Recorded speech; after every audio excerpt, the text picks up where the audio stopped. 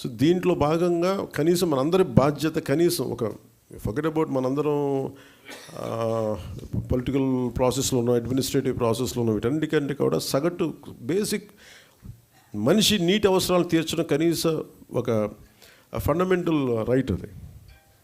ఇది కొంచెం మానవతా దృష్టితోటి, కొంచెం ఈ కేవలం మనం అధికారులు లేదంటే మనం కూర్చోబెట్టి వ్యవస్థలో భాగస్వాములు అయిన వాళ్ళు కాకుండా ఒక మానవతా దృక్పథంతో అందరం దీన్ని ముందుకు తీసుకెళ్ళాలి. మీ అందరి సహకారం కావాలి. డిజైనింగ్లో చాలా చాలా లోపాలు ఉన్నాయి. పైప్ లైన్లు వేసేస్తున్నాం.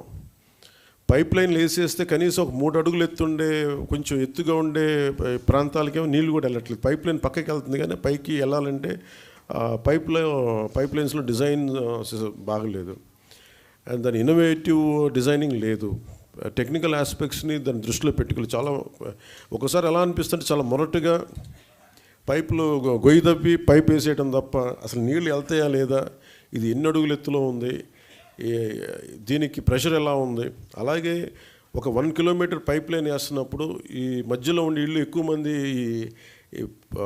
కొంచెం ప్రెషర్ పంపులు పెట్టి లాగేస్తే మిగతా చివరుండే ఇళ్ళకి రావట్లేదు.